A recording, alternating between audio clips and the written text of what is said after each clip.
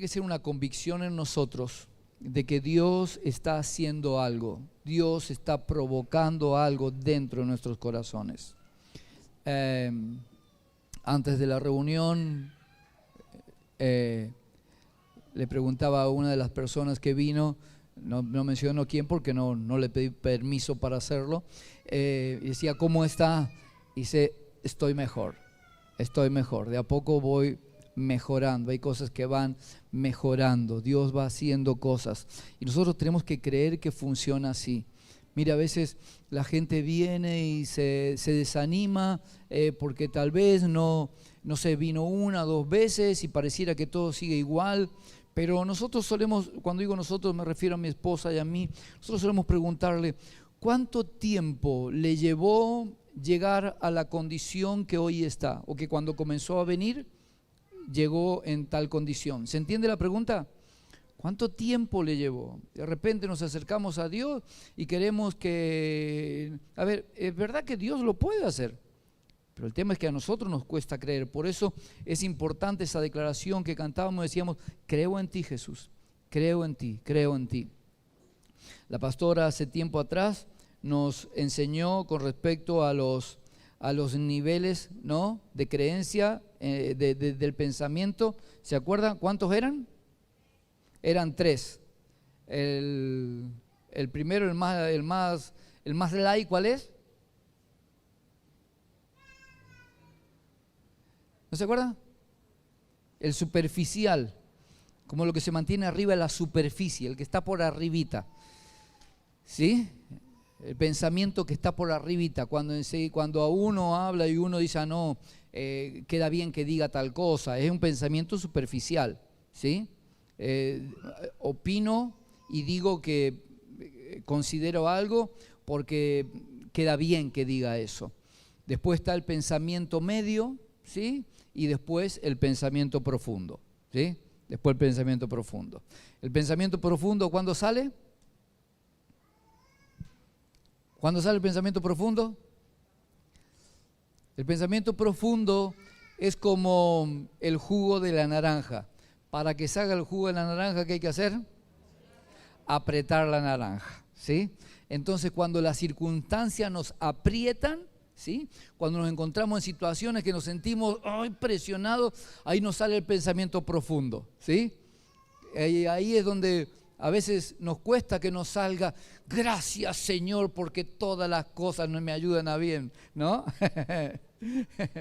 Y ahí en esos momentos es donde sale el pensamiento profundo, ¿sí?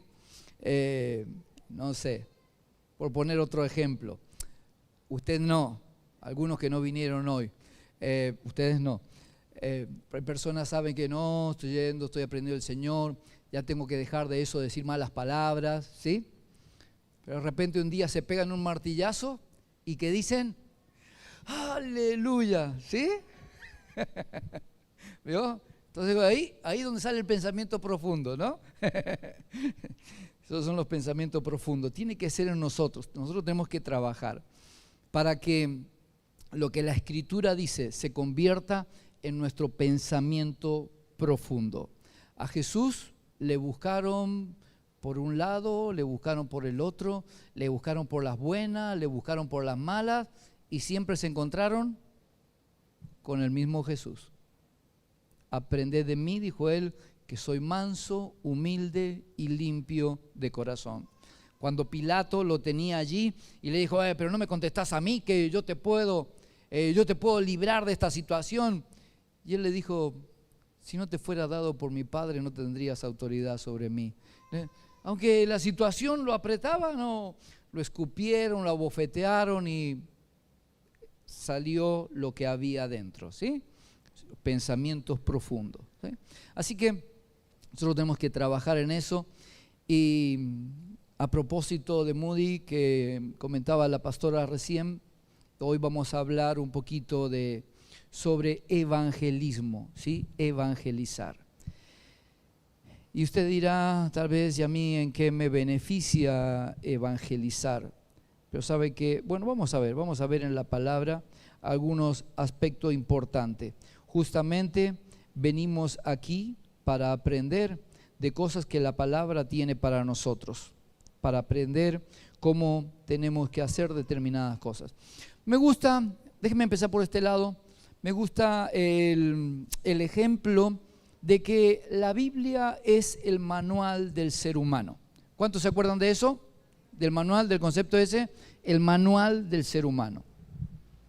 Cuando compramos este micrófono venía con un manual. Cuando me llegó el teléfono venía con un manual. Cuando llegó la botellita esta, venía sola, traía agua y nada. No, pero generalmente todas las cosas vienen con un manual, ¿verdad? Entonces Dios nos fabricó a nosotros y ¿qué hizo? Nos acompañó con un manual. Nosotros, los seres humanos, le hemos llamado la Biblia. Son las Sagradas Escrituras, el manual del ser humano. Y el problema que tenemos es que no le hemos dado importancia a ese manual.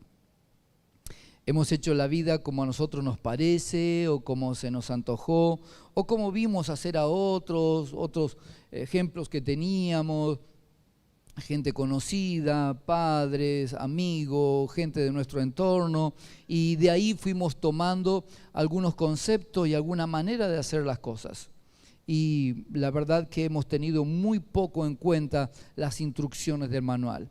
Y por eso es que el ser humano está donde está hoy, por desechar el manual, por sacarlo al manual, no darle importancia. Y entonces escuché en una ocasión una persona que compró un televisor. ¿Se acuerda cuando vino la fiebre de que se usaba para comprar televisores en Chile?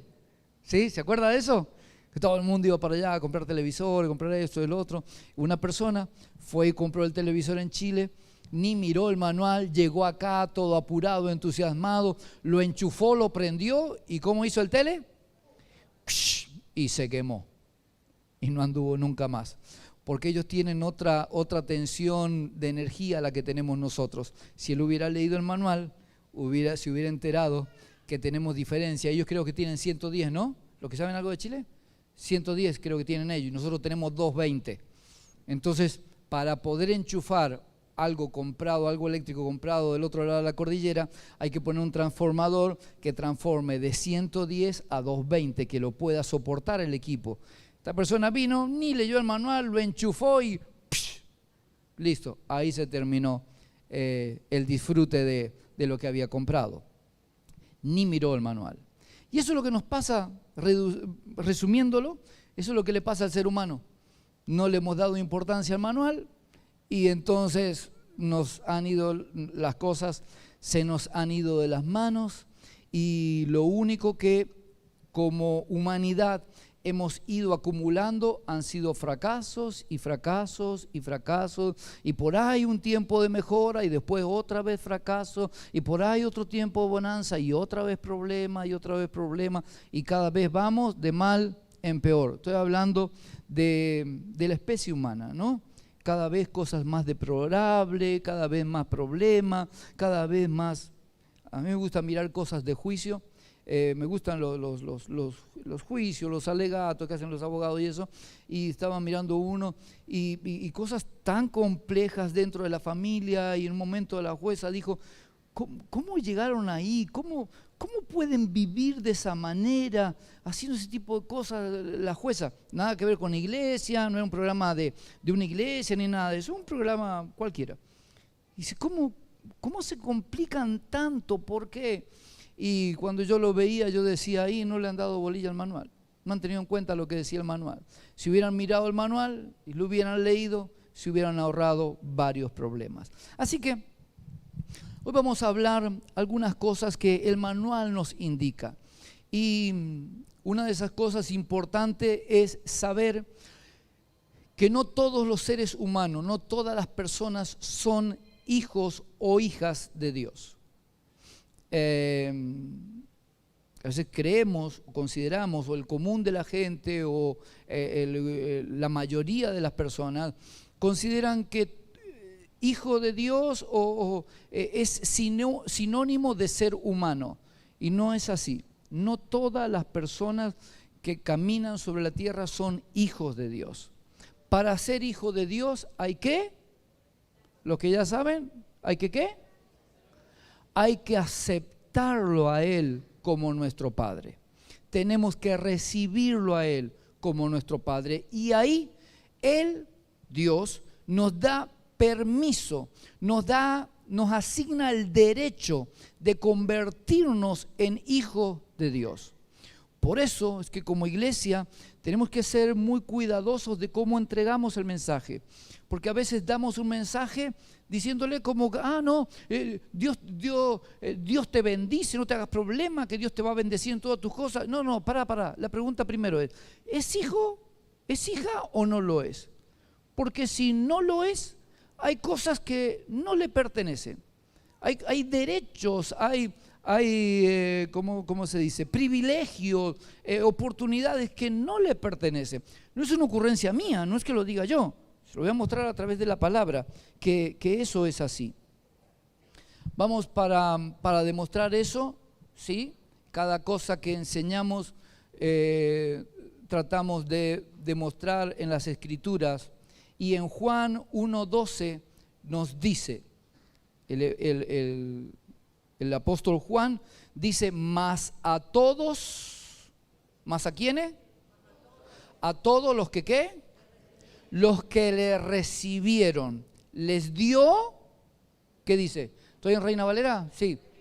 Mas a todos los que le recibieron, les dio potestad, derecho, autoridad, permiso. ¿De ser qué?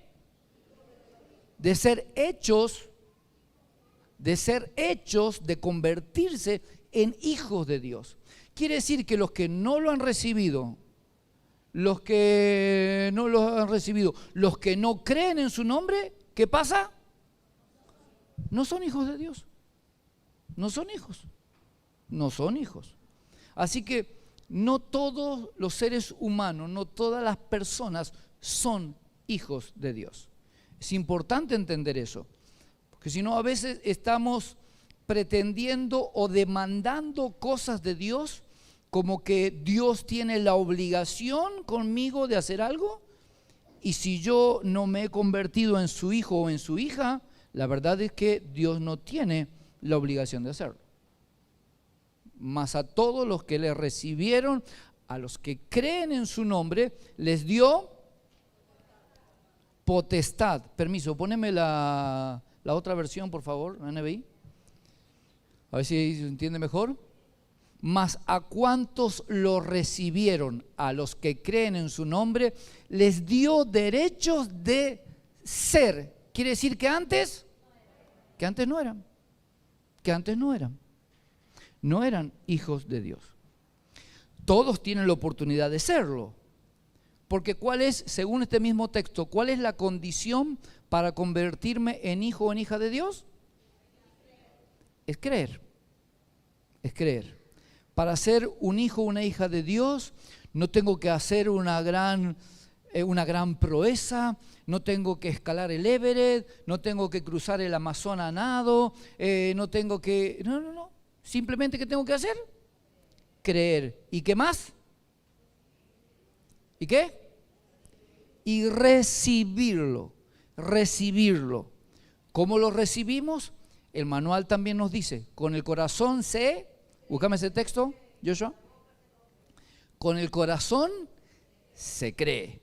¿Y cómo lo llevo a la existencia? Con la boca se confiesa. Entonces, todos aquellos que nunca han hecho una oración recibiendo a Jesús en el corazón. ¿Sabe que Dios se mueve así? Dios se mueve por dichos. Diga conmigo, Dios se mueve por dichos.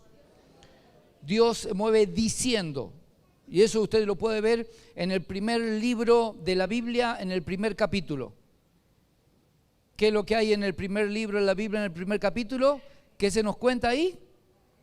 La creación del mundo. ¿Y cómo lo hizo Dios?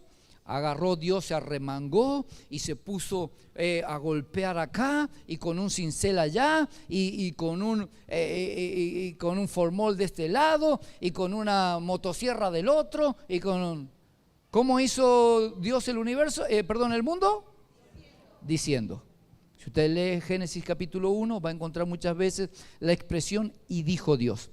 y dijo Dios, hágase tal cosa, y dijo Dios esto, y dijo Dios, la tierra produzca, y dijo Dios, y dijo, Dios dice y las cosas acontecen. Entonces, ¿cómo recibimos, cómo los que quieren ser hechos hijos o hijas de Dios, cómo pasan a eso? ¿Cómo lo hacen? Diciendo.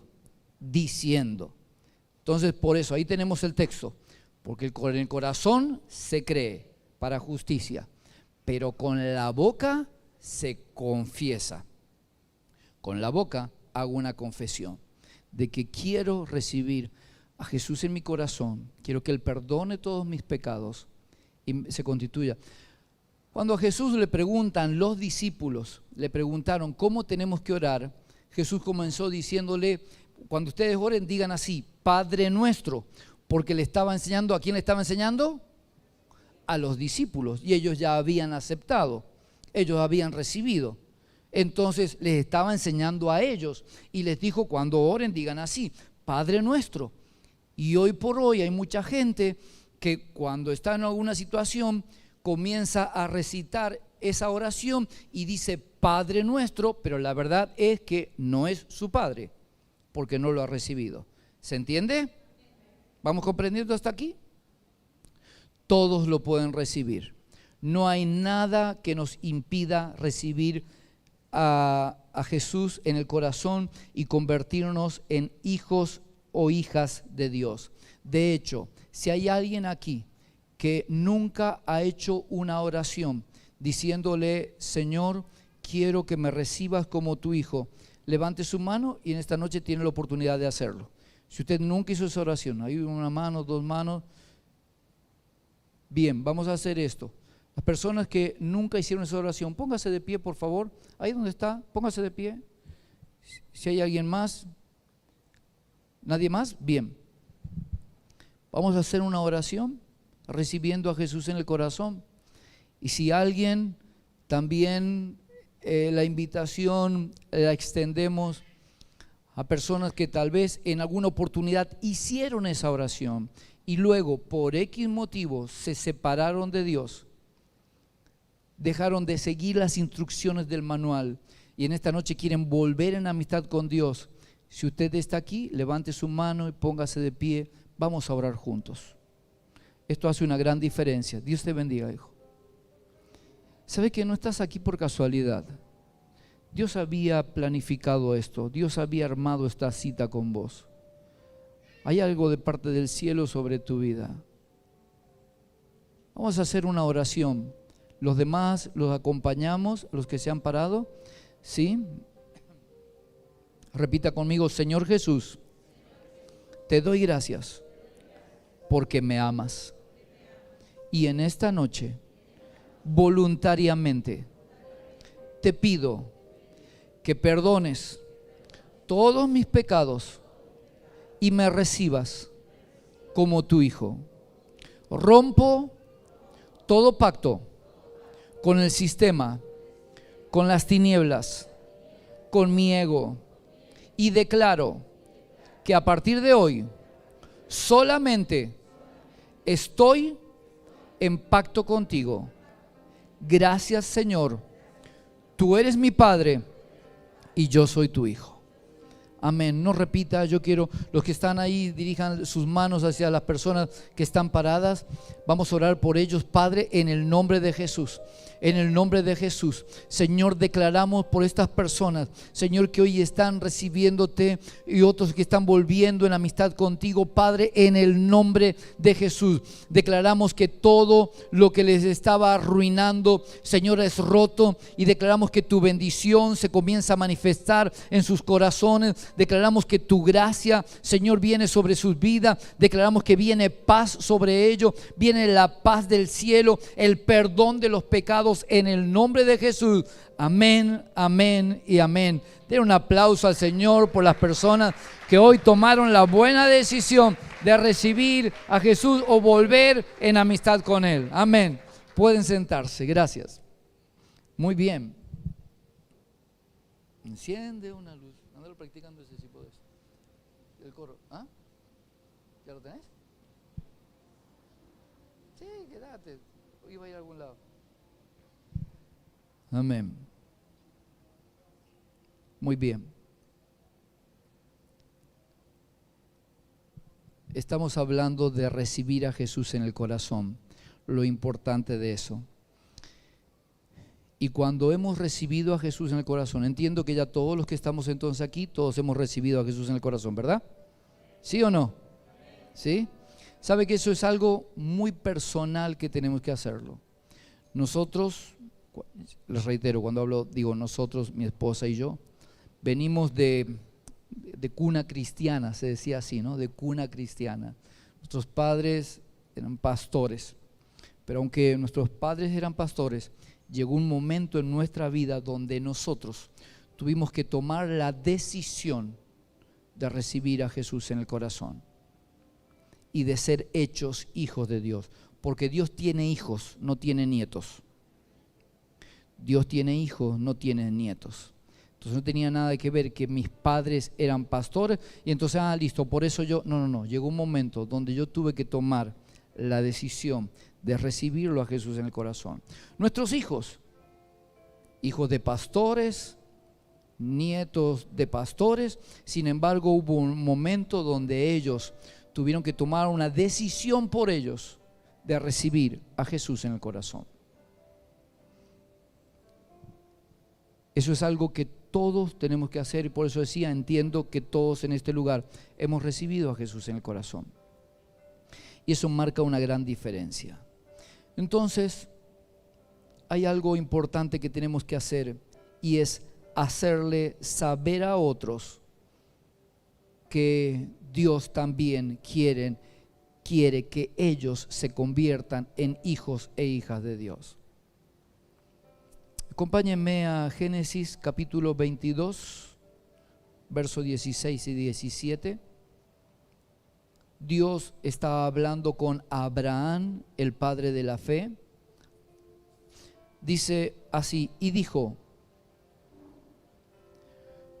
por mí mismo he jurado, dice Jehová, que por cuanto has hecho esto y no me has rehusado tu hijo, tu único hijo, verso que sigue, de cierto que le dijo, te voy a bendecir y te multiplicaré, y multiplicaré tu descendencia como las estrellas del cielo y como la arena que está a la orilla del mar, y tu descendencia poseerá las puertas de tus enemigos. ¿Cuántos se ubican en este pasaje? ¿De qué está hablando? ¿De qué está hablando? De Abraham, ¿cuándo qué? Cuando iba a sacrificar a Isaac. Dios le dijo, quiero que sacrifiques a tu hijo, que me lo des como una ofrenda, que lo mates, como se hacían la ofrenda en aquellos tiempos, que se levantaba un altar de piedra, sobre el altar se ponía un carnero, un becerro, y se lo degollaba, y eso era una ofrenda a Dios. Dios le dijo a Abraham, quiero que hagas eso, pero en vez de que sea un carnero, un becerro, quiero que ponga ahí tu hijo, a tu único hijo, un hijo que Abraham había estado esperando 100 años para tener a su hijo, más de 100 años. Pero Abraham no dudó en hacerlo y dijo, lo voy a hacer. Y fue y lo puso. Lo preparó el altar y lo puso allí, lo ató al muchacho, lo puso arriba del altar y sacó su daga para matarlo y darlo como ofrenda a Dios. Pero cuando él iba a degollar al muchacho, Dios le dijo, para, deténete, no lo hagas, ya sé que me crees. Y ahí le soltó esta palabra, te bendeciré. Y no solamente a ti, sino que también a tu descendencia lo voy a bendecir. Y en el capítulo 12 del mismo libro, Génesis 12:2, mucho antes de este tiempo, del tiempo donde ya tenía a su hijo, que Abraham ya tenía a su hijo, cuando Dios lo llama a Abraham en los primeros momentos, le dice, y haré de ti una nación grande. ¿Y te qué? Te bendeciré. ¿Está acá conmigo? ¿Y te qué? Y te bendeciré. Y engrandeceré tu nombre. ¿Y qué más le dijo? Y serás bendición. Entonces, nosotros hemos recibido a Jesús en el corazón y nos hemos constituido en hijos de Dios. Y Él nos ha bendecido. Cuando nosotros recibimos, hay una bendición que es desatada sobre nosotros. Pero no es para que esa bendición se quede en nosotros, sino que ¿qué? Como dice, déjame el texto del verso 2. Como dice la última parte del texto 2. Y serás bendición. En otras palabras, bendecido para bendecir, salvado para que otros también se salven, prosperado para que otros prosperen, sanado para que otros sean sanados.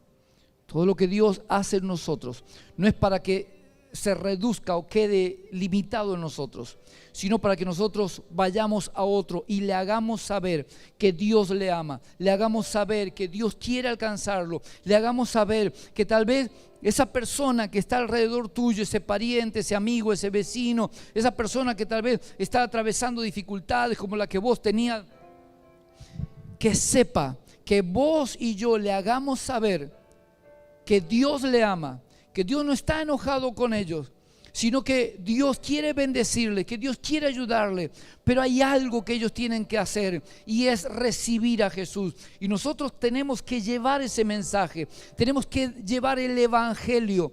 El Evangelio significa buenas nuevas, buenas noticias de salvación. Eso es lo que nosotros, para eso Dios nos alcanzó a nosotros, ¿se entiende? No es para que nosotros nos quedemos, ay, qué lindo, yo en mi casa, ay, vivimos tan lindo, ay, de que conocimos a Jesús, cómo cambió nuestra vida, cómo cambió nuestro matrimonio, qué bien que estamos. Hoy cuando conocimos a Jesús, qué lindo, en nuestros hijos hubo algo que comenzó a pasar, qué lindo. Ay, cuando conocimos a Jesús, cambió nuestra economía. ¿Cuántos se ven reflejados en estas cosas que estoy diciendo? Cambió mi economía, cambió mi matrimonio, cambió el ambiente en la casa. ¿Cuántos les ha pasado eso? Levante su mano, dale, no le tengan miedo. Cambio, qué lindo a partir.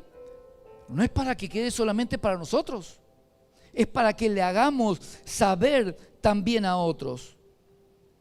Acompáñenme al segundo libro de Reyes, segundo de Reyes capítulo 7 verso 9. Le hago un marco a la historia. Una ciudad había sido sitiada, ¿se entiende? Cuando antes hacían los sitios, estaban batallando, guerreando, entonces la ciudad quedó ahí y el ejército contrario todo alrededor y no dejaba que nadie entrara ni nadie saliera para que se les terminara la provisión y ellos poder entrar y conquistarlos. Entonces estaban padeciendo mucho hambre porque estaba sitiada la ciudad y nadie podía entrar ni salir. Entonces le comenzó a faltar el alimento, nadie podía entrar para traer provisión, nadie. Entonces se comenzaron a pasaban los días, obviamente comían lo que tenían en la ciudad, guardado, y llegó un momento donde todo se terminó. Pero el ejército que estaba alrededor no dejaba que ningún proveedor viniera. No entraba. ¿Quién tiene algún panadero que va a la casa? ¿El nombre de algún panadero? El panadero Cortés no podía llegar con el pan, ¿sí? Que se quedaba del otro lado del sitio. Venían los de las carnes, ¿no? Los abastecedores de carne, y se tenían que quedar del otro lado del sitio. No podían llegar. Nadie podía entrar a nada. Entonces faltó el alimento. Al punto que comenzaron algunos a comerse sus propios hijos. Canibalismo. Llegaron a ese punto, literalmente. Se ponían de acuerdo y se comían al hijo. Si se iba a morir, no estoy diciendo que esté bien, digo, era el razonamiento de ellos. Se va a morir y nosotros también, bueno, lo matamos para que no sufra y nos alimentamos nosotros. Llegaron a ese punto. Llegaron al punto de vender el estiércol de paloma de algunos animales y se lo comían y salía una barbaridad. Se comieron los animales que tenían, caballos, mulas y eso, lo comieron todo y la ciudad seguía sitiada. Y entonces afuera de la ciudad habían 4 leprosos. Diga conmigo, 4 leprosos. ¿Cuántos habían? 4 leprosos. ¿Cuántos saben que los leprosos en ese tiempo no podían vivir adentro de la ciudad? Los sacaban de la ciudad porque era una enfermedad contagiosa. Es como si dijéramos hoy, eran 4 que estaban contagiados de COVID. Tenían COVID. No podían venir a la ciudad. Se tenían que quedar lejos de la ciudad. Es más, cuando alguien se acercaba a ellos tenían que gritar: no, inmundo, inmundo, somos inmundos, para que la gente se fuera y no se fuera a contagiar con él, no se acercara y se fuera a contagiar de lepra. En ese momento la lepra era incurable. Entonces estos 4 leprosos que estaban afuera de la ciudad ya no tenían, ya viste, no estaban muriendo de hambre. Y entonces dice: ¿qué podemos hacer? Si entramos a la ciudad, por un lado no nos van a dejar porque somos leprosos, pero aparte, si entramos, ¿qué vamos a comer si los de adentro no tienen nada para comer? Y si vamos a los enemigos, que son los que han sitiado la ciudad, y lo más probable es que nos maten, porque son los enemigos. Pero bueno, la suerte está echada. ¿Para qué vamos a hacer que esto se extienda? Vamos, y que si nos dejan vivir, viviremos. Y si nos matan, listo, ya está, moriremos. Ya está, se acabó. Y entonces estos 4 fueron hasta el campamento enemigo. Dios hizo algo ahí, una movida, para traer libertad a esa ciudad. No tengo tiempo y no es el punto ahora, así que no me voy a detener en eso. La cosa que cuando los 4 leprosos llegaron a donde estaba el enemigo que tenía sitiada la ciudad, llegaron a los campamentos, no había nadie. Todos habían huido. Dios había hecho algo para liberar a la ciudad, pero todavía nadie lo sabía. Y llegaron estos 4 leprosos y llegaron ahí esperando que en algún momento, viste, un flechazo los atravesara o algún lanzazo, que alguien le tirara un lanzazo y quedaran ahí, viste, chao, se terminó el leproso.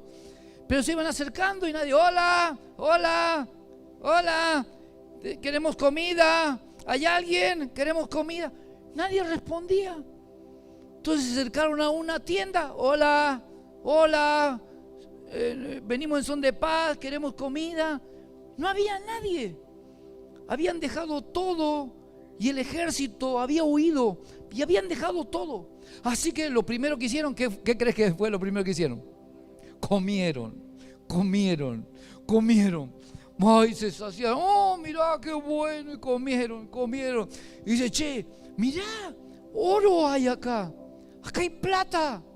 Mirá, hay vestidos, mantos costosos. Así que agarraron, juntaron un poco de oro. ¿Me va siguiendo? Porque plata, fueron para una orilla, cavaron, lo enterraron, lo escondieron, volvieron para llevar más y esconder, porque dijeron: después cuando se enteren los demás, se va a venir todo el mundo y listo, esto va a ser una kermés.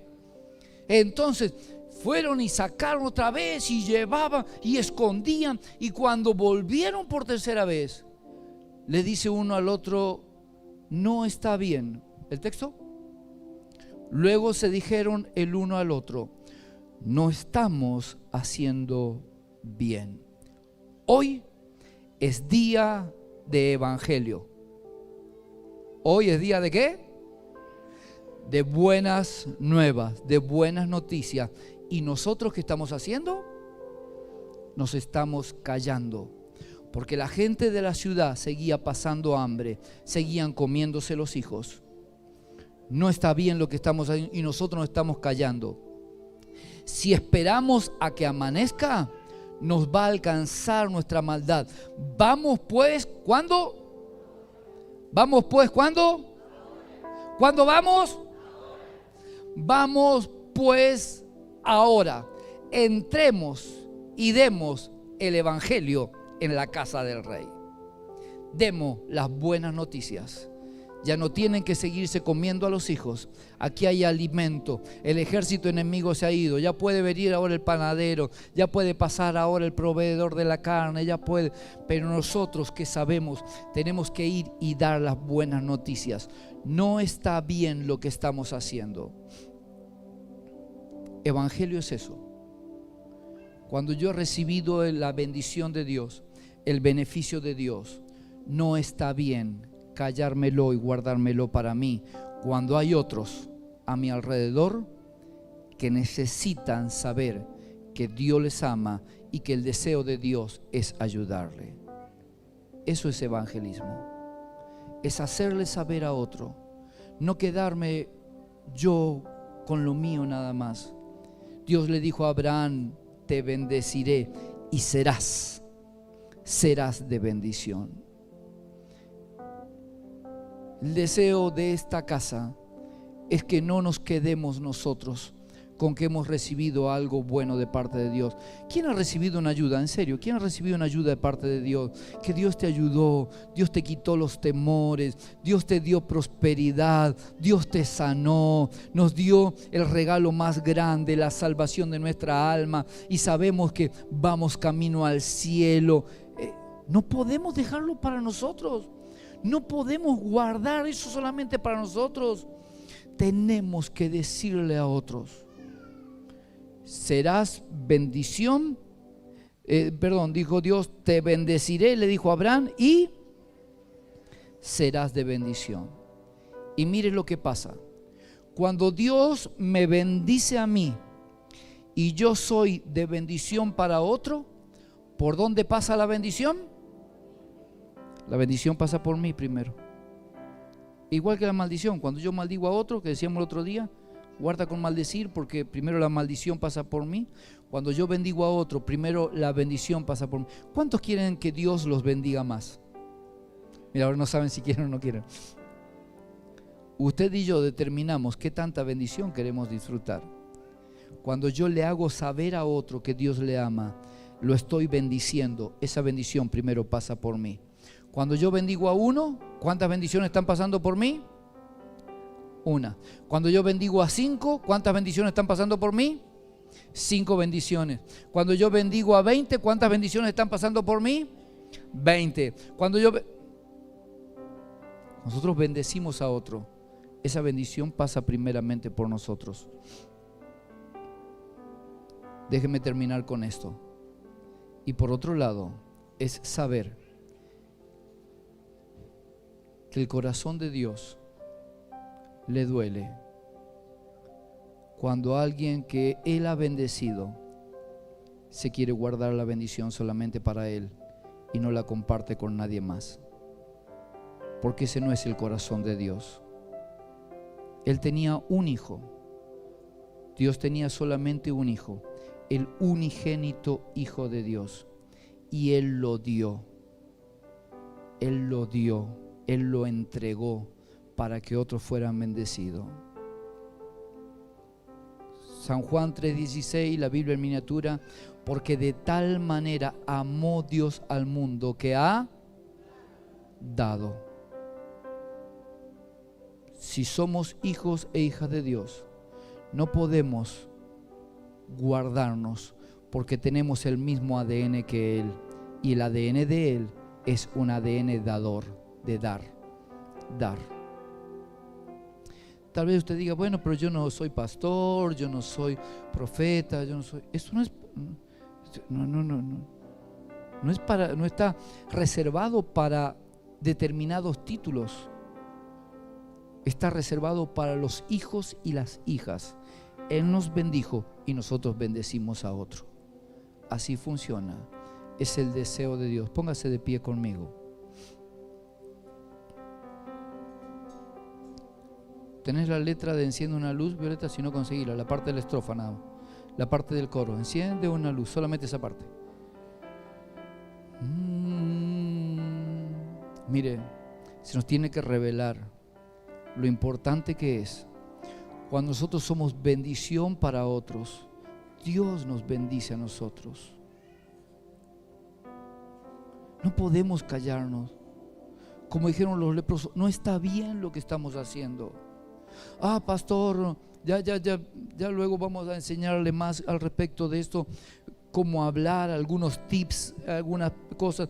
No, pero es que yo no conozco la Biblia. No hace falta conocer la Biblia para hablarle a otro.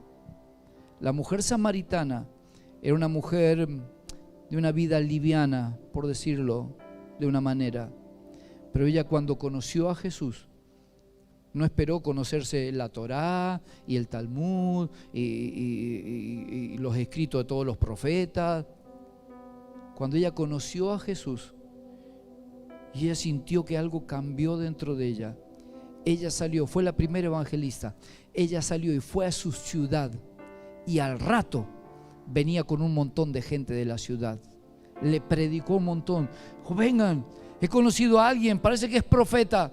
He conocido a alguien que me dijo, me habló de mi vida, me habló, y hay algo cambió dentro mío.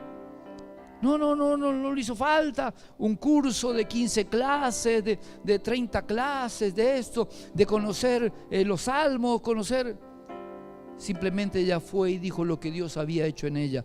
Eso es lo que tenemos que compartir. ¿Qué hizo Dios en ti? ¿Qué hizo Dios en vos? ¿Qué hizo Dios en mí? Eso comparto a la gente. Eso le decimos a la gente.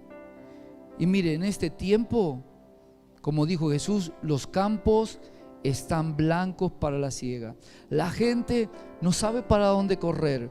Nos encontramos constantemente con gente que dice: ya no sé qué hacer con mi familia, con gente que dice: no sé qué hacer con mi economía, no sé qué hacer con mi salud, no sé qué hacer con mis hijos, no sé qué hacer con mi matrimonio. Nos encontramos con un montón de gente que dice: no sé qué hacer, no saben qué hacer. Ya no saben a dónde recurrir, ya no saben qué fórmula tratar de poner en práctica. Han probado con esto, han probado con el otro, han probado con Tai Chi, han probado con distintas religiones. No les ha dado solución, no les ha dado respuesta. Usted y yo tenemos el mensaje. No es una religión, es la vida de Jesús, el Cristo crucificado y resucitado, el que perdona nuestros pecados. Y entonces tenemos paz para con Dios. Nosotros somos los que tenemos que hacerle saber eso.